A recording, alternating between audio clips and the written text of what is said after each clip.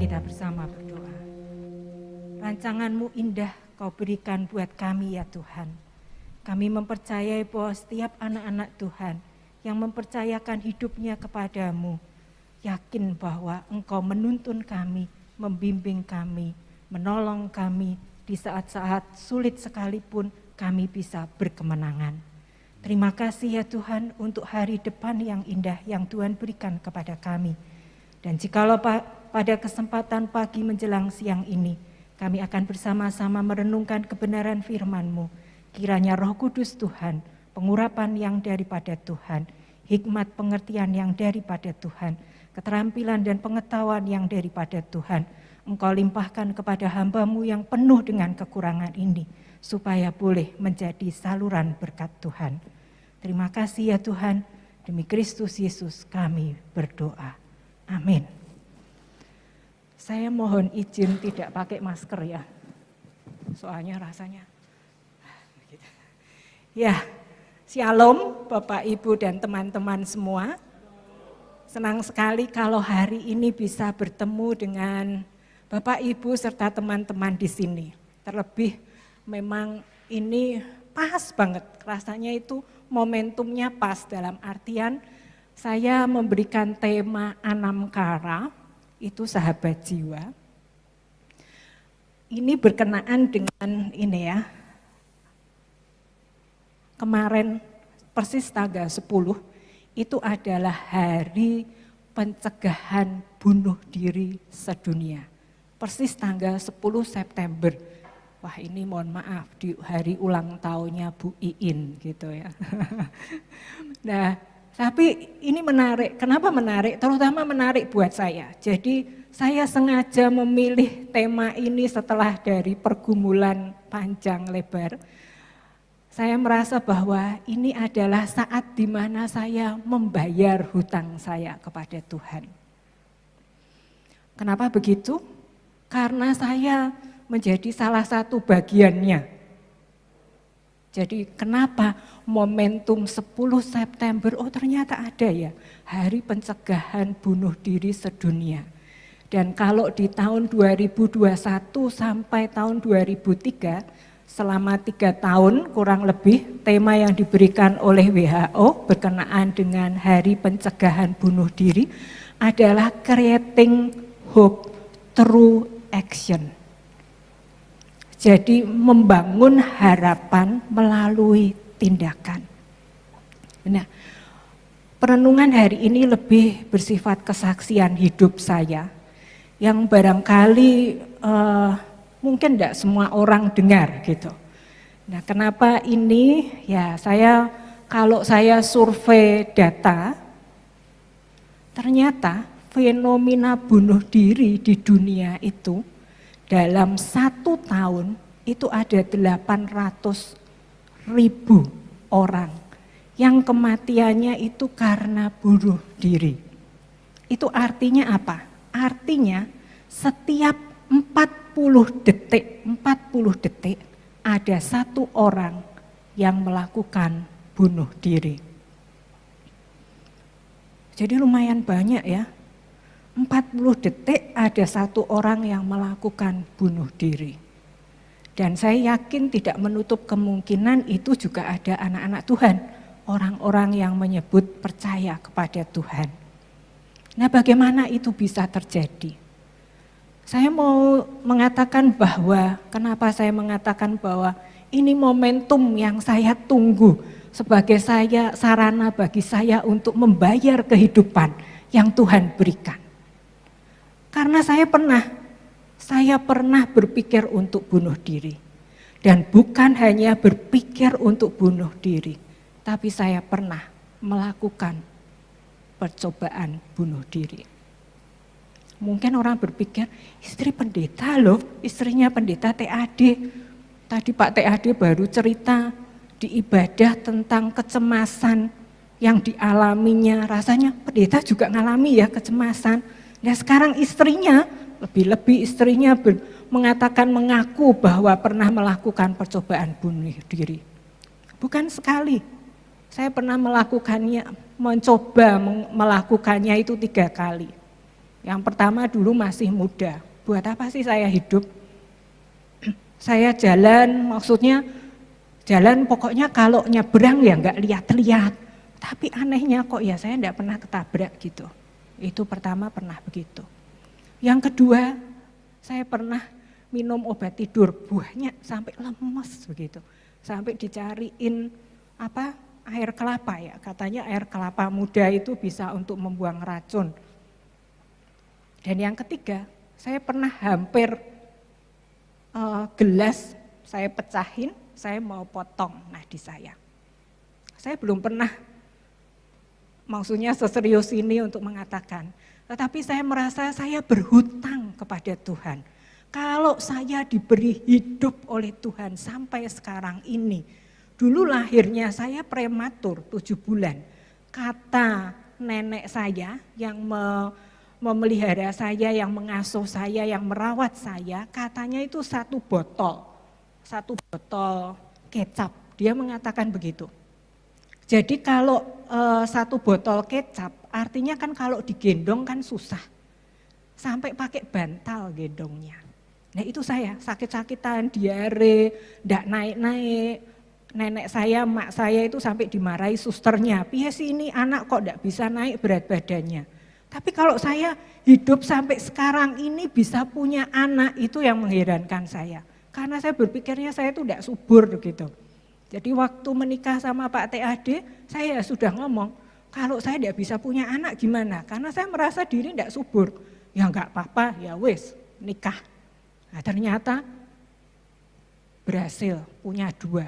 Padahal itu semua KB. Tidak tahu KB bisa muncul 2, karena saya itu takut gitu ya. Takut kalau melahirkan tuh sakit, hamil, dan lain sebagainya. Tapi memang cara Tuhan itu ajaib. Makanya saya mengatakan bahwa Tuhan begitu ajaib dan menuntun saya dalam tiap-tiap langkah saya. Dan kalau hari ini persis kemarin itu memperingati hari pencegahan bunuh diri, saya pengen mengajak kita sebagai komunitas gereja aware dengan lingkungan sekitar kita, aware dengan teman-teman sepelayanan kita, aware dengan komunitas di sini. Siapa tahu mereka itu sedang mengalami depresi tapi tidak kelihatan. Mungkin kalau teman-teman ada yang mengenal saya kan rasanya, masa sih Bu Ani pernah melakukan itu? Tidak tahu Cik Suli berpikirnya apa nih, ada Cik Suli. Rasanya mungkin begitu gitu ya. Tapi itu yang terjadi. Nah apalagi kalau saya saja bisa yang rasanya sekolah teologi, ambil konseling, ambil psikologi, saya ngalami situasi itu. Tapi saya mengatakan saya ambil konseling dan psikologi itu sebagai sarana saya untuk berobat jalan. Pilihan saya itu firm dan jelas. Tujuan hidup saya, Tuhan itu sudah menolong saya, menyembuhkan saya. Saya mau jadi penyembuh, penolong buat sesama saya. Setelah saya sendiri sembuh. Dan proses kesembuhan itu memang terus menerus. Ya, ndak instan juga, tapi terus menerus. Nah oleh sebab itulah dalam rangka ini saya sangat senang kalau dikasih tema bebas, Bu Ani, Pak Febri bilang gitu. Ya akhirnya keluarlah kisah, maksudnya judul Anamkara. Nah Anamkara itu apa? Ada yang sudah pernah dengar tentang Anamkara? Ada enggak? Belum pernah ya? Ini dari tradisi Kristen Celtic. Jadi Anam itu jiwa, Kara itu sahabat. Ada yang mengatakan soulmate. Nah ini dipopulerkan oleh John Danu dan dalam bukunya Anamkara, A Book of Celtic Wisdom. Jadi memang ini tradisi Kristen Celtic ya. Dia filosofinya adalah filosofi sahabat. Memang ada beberapa orang mengatakan bahwa soulmate itu kayak hubungan suami istri. Tetapi Anamkara di sini saya memahaminya sebagai pendamping spiritual. Jadi bukan hanya suami istri, laki perempuan, tetapi siapapun. Bahkan yang tidak beragama Kristen sekalipun, dia bisa menjadi Anamkara buat sesamanya. Karena apa? Karena Anamkara ini adalah pendampingan spiritual. Jadi saya mendefinisikannya sebagai pendamping spiritual. Pendamping yang mendampingi seseorang menemukan Tuhan dalam kehidupannya. Itu artinya apakah dia harus sekolah teologi? Enggak. Menariknya bahwa menjadi Anamkara tidak harus sekolah teologi. Siapapun kita bisa menjadi Anamkara buat sesama. Orang awam sangat bisa, rohaniawan lebih-lebih. Yang penting adalah dia punya hati untuk mau mendengarkan. Dan hati untuk mendengarkan ini no judgment. Tidak ada penghakiman di situ. Hanya mendampingi, mendengarkan dengan hati. Sehingga seseorang bisa menemukan Tuhan. Anamkara bukan seorang konselor. Jadi bukan pendeta, bukan seorang konselor. Karena kalau konselor itu kan berarti harus ikut sertifikasi. Kayak sekarang ini saya sedang ambil sertifikasi konseling pastoral. Saya suka belajar. Jadi sekalipun saya tidak punya duit, saya itu suka sekali belajar. Karena mungkin itu maksudnya menebus dosa saya. Kalau dulu berpikir rasanya pengen bunuh diri, sekarang kalau mati itu adalah keuntungan. Kata Rasul Paulus kan begitu. Saya juga menghayati bahwa kematian ada keuntungan. Saya mempersiapkan hati saya, pikiran saya, tubuh saya untuk tetap sehat, cantik, supaya saya layak jadi mempelai perempuannya Tuhan. Kalau Tuhan panggil. Padahal kan usia itu bertambah pasti menurun. Tapi saya tidak mau. Tuhan, saya pengennya kalau aku ketemu sama Engkau Tuhan, aku dalam kondisi sehat, cantik, di the best momenku. Karena aku mau jadi mempelainya Tuhan. Mempelai perempuannya Tuhan yang cantik, berhikmat, dan sedang berkarya. Itu mimpi saya. Entahkah Tuhan mengabulkan atau tidak, saya tidak tahu. Tetapi sejak saya punya hati seperti itu, saya merasakan bahwa seolah-olah setiap hari adalah hari terakhir saya. Kalau setiap hari ada hari terakhir saya berusaha sungguh-sungguh bahwa saya bisa memberikan yang terbaik yang saya bisa. Tapi saya juga belajar banyak hal seolah-olah saya punya 1000 tahun. Masa hidup saya masih panjang dan lama. Karena itu saya suka belajar. Kalau ngomong soal kesehatan dan belajar itu rasanya nomor 1. Tidak punya duit pun saya mengusahakannya. Dan terutama yang namanya natural. Karena salah satu nilai saya, nama Ani itu antusias, N-nya natural, I-nya inspiratif. Dan itu saya hidupi. Nah, ketika saya mengalami seperti itu, maka saya pengen menjadi pendamping spiritual. Anamkara buat sesama saya. Yang mengalami situasi seperti saya, yang mengalami kesepian, cemas, depresi, sendirian, takut, rasanya tidak ada orang yang mengerti dan tahu, peduli. Nah, di saat seperti itulah saya tergerak hati untuk mengambil posisi ini tuh Tuhan bagian saya. Karena itu, ya ini yang dikatakan Pak TAD. Kalau yang mendengar YouTube-nya, Pierre Teilhard de Chardin, dia filsuf gitu, dia mengatakan bahwa kita bukanlah makhluk manusia yang memiliki pengalaman spiritual. Kita adalah makhluk spiritual yang menjalani pengalaman sebagai manusia. Pertama kali saya mendengar quote ini adalah saat saya mengikuti satu kelompok kayak mentoring program setahun, ya seperti saya katakan saya suka belajar, bayarnya cukup mahal, program setahun, dan waktu itu saya dapat quote ini dari guru saya. Dia mengatakan bahwa kita itu makhluk spiritual yang menjalani pengalaman sebagai manusia. Artinya apa? Di dalam diri saya, di dalam diri Bapak, Ibu, serta teman-teman semua, ada Tuhan, ada roh Tuhan yang dihembuskan. Artinya apa? Kalau dalam Anamkara berarti kita itu senantiasa punya hasrat, punya kerinduan untuk dekat dekat dengan Tuhan. Karena kita makhluk spiritual. Karena kita makhluk spiritual. Kita punya kekosongan jiwa yang rasanya bisa diisi hanya oleh Allah saja. Nah, kadangkala hidup tidak adil buat kita.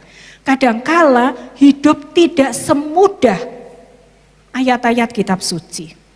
Sehingga membuat kita bingung dan merasa bahwa Tuhan ada di mana di situasi ini. Karena itu kita butuh orang lain. Kita butuh Anamkara yang mendampingi kita. No judgment, no expectation. Tetapi dia dengan sabar, dengan hati, dengan trust. Percaya bahwa apapun pikiran dan perasaan yang diceritakan itu oke dan boleh. Tidak pandang dogma atau keyakinan tertentu, tetapi menjadi sesuatu bagian hidup bahwa secara manusiawi kita punya pengalaman perasaan yang seperti itu. Nah, dasar Alkitabiahnya ini saya ambil dari Yohanes 15 ayat 13 sampai 15. Bahwa Allah itu dimaknai kasih sebagai seorang sahabat. Kalau dibilang tadi lagunya seperti Bapa sayang pada anaknya, saya sulit banget. Karena gambaran bapak saya, bapak biologis saya adalah bapak yang tidak bertanggung jawab. Bapak yang pergi dengan perempuan lain.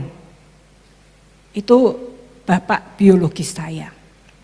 Bapak adopsi yang mengadopsi saya adalah bapak yang suka ngomong dengan kekerasan. Maksudnya misuh-misuh kata-kata kebun binatang dan ya kekerasan verbal maupun non-verbal itu dilakukan. Walaupun memang bukan saya, tetapi yang dia lakukan itu untuk istrinya, nenek saya itu. Nah, itu membuat saya merasa bahwa kalau Allah disebut Bapa itu sangat sulit buat saya. Tetapi berbeda ketika kasih itu adalah kasih Allah itu sebagai seorang sahabat. Ayatnya dari ini. Yohanes 15 ayat 13 mengatakan tidak ada kasih yang lebih besar daripada kasih seseorang yang memberikan nyawanya untuk sahabat-sahabatnya. Yesus sudah sungguh-sungguh memberikan hidupnya, nyawanya untuk kita yang disebutnya sahabatnya. Nah, ini membuat saya lebih memahami. Dan kenapa akhirnya dulu saya itu tidak kepengen menikah. Jadi kalau menikah dengan Pak TAD itu benar-benar amazing lah, itu anugerah Tuhan. Saya dulu berpikir saya mau jadi biarawati gitu, tapi sayangnya kan Kristen gak ada biarawati ya. Mami saya tuh Katolik. Nah, saya Kristen karena saya ngikut nenek saya dan saya sekolah di Masehi. Nah, untunglah komunitas itu yang membuat akhirnya saya bisa jadi Kristen. Nah, melalui Pak TAD, saya sudah tolak Pak TAD 3 kali. Karena saya berpikir saya tidak tahu cinta itu apa. Tapi Pak TAD itu tetap setia. Jadi akhirnya mungkin ini yang Tuhan maksud. Kasihnya yang begitu sabar 3 tahun nunggu dan tetap setia menunggu saya, itu yang membuat saya akhirnya memutuskan untuk menikah. Dan dikatakan bahwa Yesus mengatakan kamu adalah sahabatku jikalau kamu berbuat apa yang kuperintahkan kepadamu. Kita bukan lagi hamba, tetapi kita adalah sahabat Tuhan. Aku tidak lagi menyebut kamu hamba, sebab hamba tidak tahu apa yang diperbuat oleh tuannya.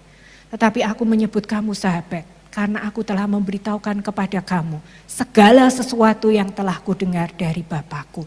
Sahabat itu tahu saat dia sedih, saat dia cemas, saat dia punya pikiran tertentu, saat dia merasa kesepian dan sendiri. Kadangkala kita tidak ngerti, punya feeling aja dan tanya kabar, apa kabarmu? Rasanya pas, nyambung kayak gitu. Nah, itulah sahabat.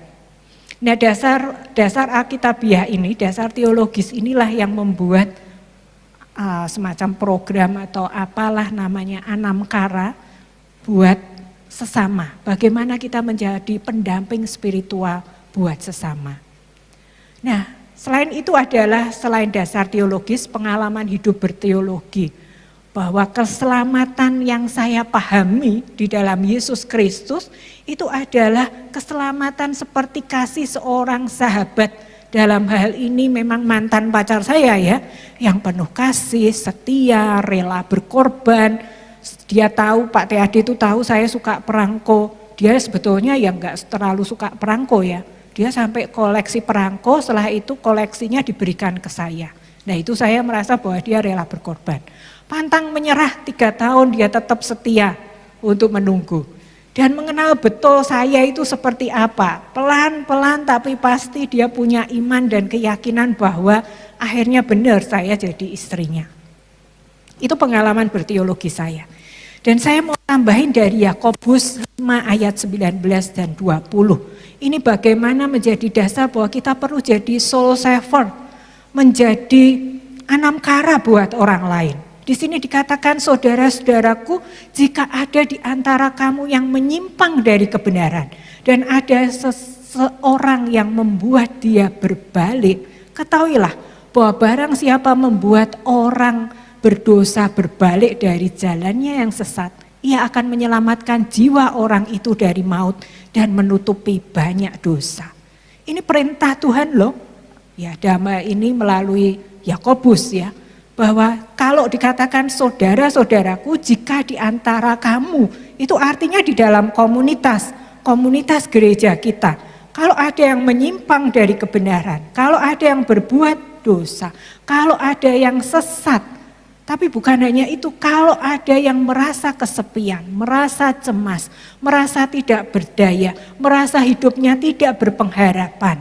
Ayo, ada seseorang yang membuat dia berbalik, menemukan pengharapan. Seperti tema dari WHO ya, 3 tahun ini 2021 sampai 2023, Creating Hope Through Action. Membuat pengharapan, bagaimana kita bisa menumbuhkan pengharapan buat sesama kita melalui tindakan nyata. Biasanya orang-orang yang mau bunuh diri kadangkala itu dia benar-benar sudah mikirin, maksudnya itu benar-benar diupayakan, rasanya sudah ini enggak mungkin lain lah, lebih baik saya diam-diam tahu-tahu gitu. Ya ini pengalaman saya ya. Tapi untunglah Tuhan masih punya cara lah sampai ya enggak ada yang tahu lah, hanya keluarga saya gitu. Sebelum saya menceritakan hal ini. Nah, bagaimana kita sebagai komunitas punya kepekaan untuk itu, bisa merangkul orang-orang yang membutuhkan kasih, perhatian, dan pengharapan dari kita. Bagaimana caranya? Caranya adalah jadilah komunitas yang saling menopang dan membangun. Dari Yakobus 5 ayat 12 sampai 18. Di situ dikatakan, saya akan bacakan, saya tulis di situ. Dikatakan begini, kan pertama, tetapi yang terutama saudara-saudara, janganlah kamu bersumpah demi surga, demi bumi, demi sesuatu yang lain. Jika ya katakan ya, jika tidak katakan tidak, supaya kamu jangan kena hukuman. Artinya ya dalam komunitas ya, tidak ya tidak, jangan punya kayak dua gacok, kalau bahasa Jawanya gacok wolak-walik, enggak. Ya memang kita mengatakan apa yang ada. Terus ayat 13, jika kamu menderita, baiklah ia berdoa. Jika kamu bergembira, baiklah ia bernyanyi. Mudah kan? Menderita berdoa, kalau gembira nyanyi. Kalau ada seorang yang sakit, panggillah para penatua jemaat. Supaya mereka mendoakan dia. Sekali lagi kata doa ada. Mengoleskan dengan minyak dalam nama Tuhan. Dan ayat 15 ini juga ngomong soal doa. Doa yang lahir dari iman akan menyelamatkan orang sakit itu. Dan Tuhan akan membangunkan dia. Jika ia telah berbuat dosa, maka dosanya itu akan diampuni. Karena itu hendaklah kamu saling mengaku dosamu, saling mendoakan supaya kamu sembuh. Doa orang benar bila yakin didoakan sangat besar kuasanya.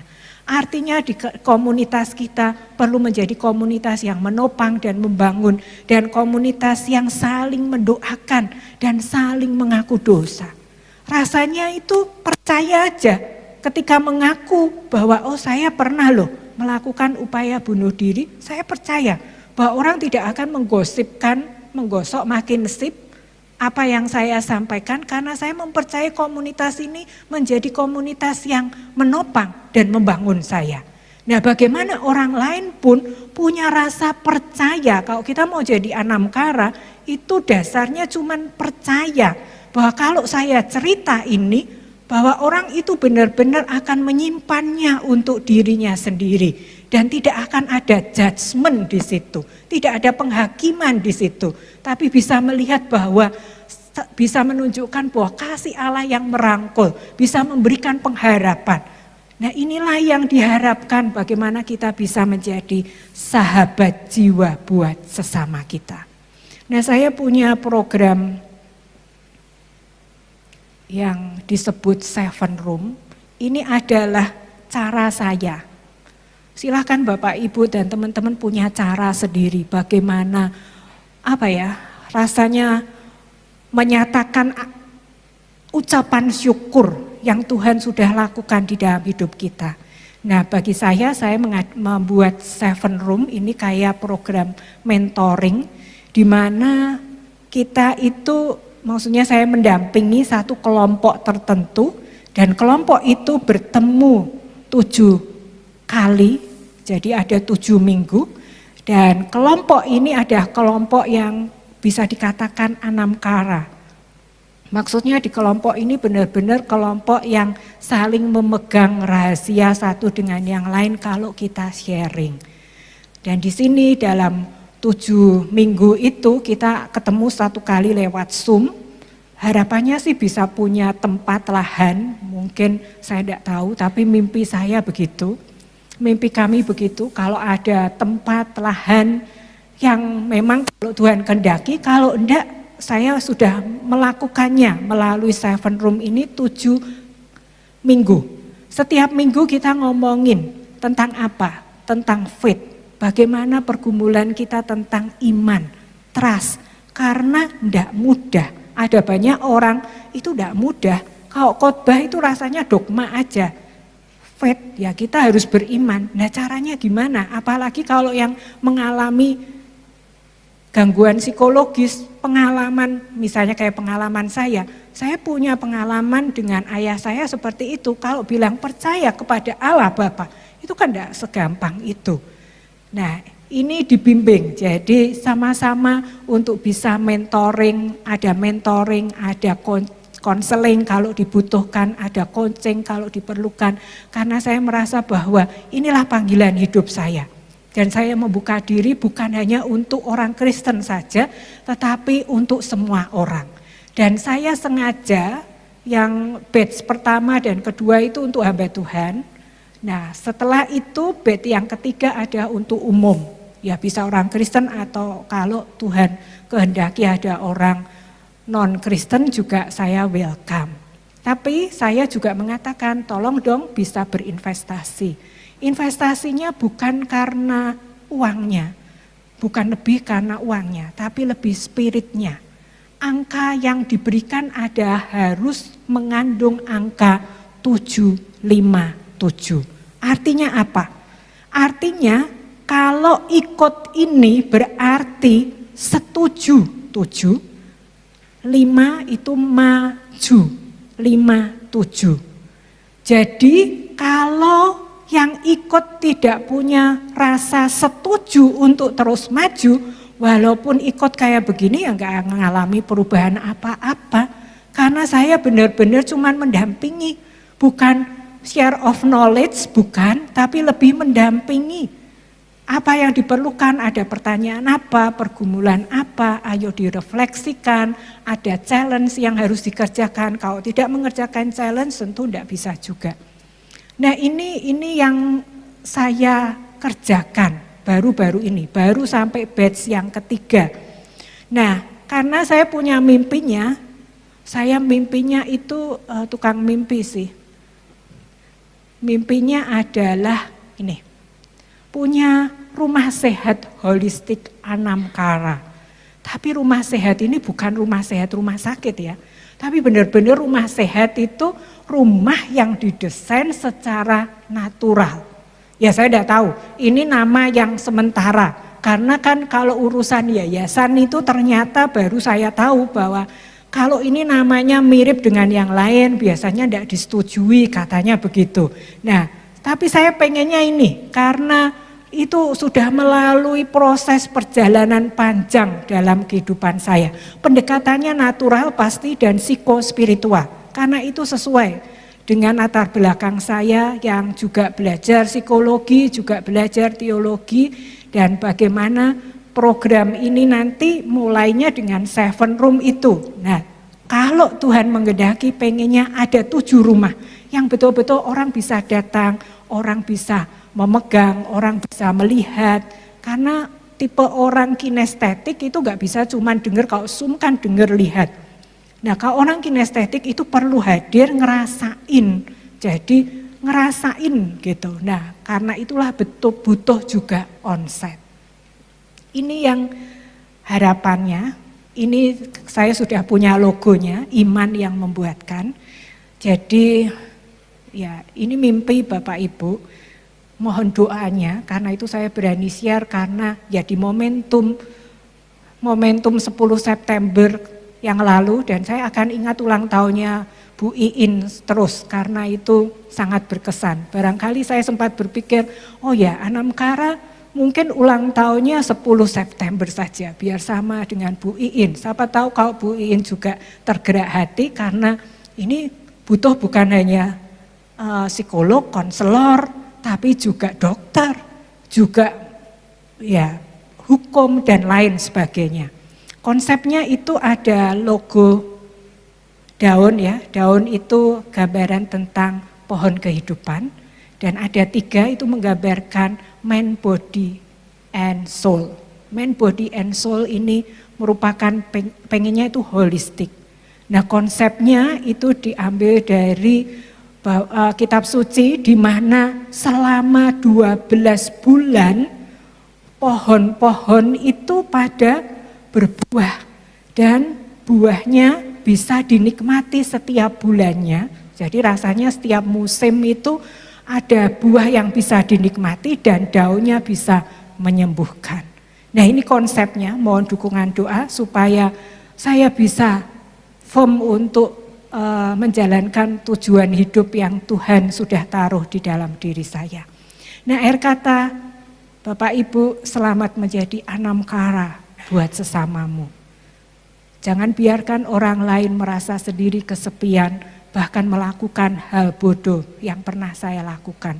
Untungnya waktu itu tidak menghebohkan. Tuhan itu sangat baik, sangat melindungi. Nah karena itu saya mengajak teman-teman untuk ayo kita sama-sama menjadi Anamkara buat sesama. Bukan tugas pendeta, konselor. Anamkara adalah tugas kita semua. Tidak harus pakai titel, tapi orang yang punya hati, yang bisa dipercayai, yang mau mendengarkan, dan punya hatinya no judgment. Orang gak suka ngomong kepada kita karena kita sudah judgment orang itu, sehingga orang tidak mau datang kepada kita. Sebagai penutup refleksi, ada satu lagu yang akan diputar, My Prayer for You. Biarlah ini menjadi refleksi kita. Kalau kita nggak bisa apa-apa, paling tidak kita bisa jadi pendoa buat sesama kita. For anyone who's prayed 1,000 prayers and still can't find the answer anywhere, fighting off the lie that no one cares. For anyone who's out there losing hope, feeling you're forsaken and alone, clinging to the last strands of your rope,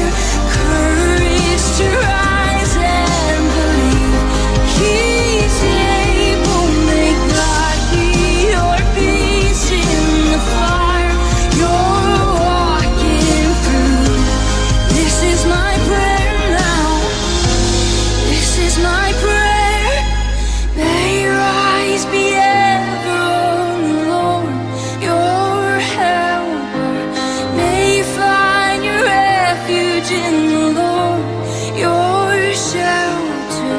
May you find him closer than a brother all your days, all of your days. And may your eyes be ever on the Lord your helper. May you find refuge in the Lord your shelter. May you find him closer than a brother all your days, all of your days. May God give you eyes to see, still greater courage to rise and believe he's able. May God be your peace in the fire you're walking through. This is my prayer now. This is my prayer for you.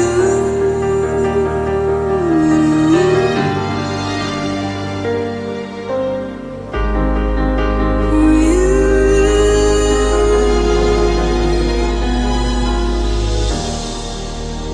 Mari kita berdoa.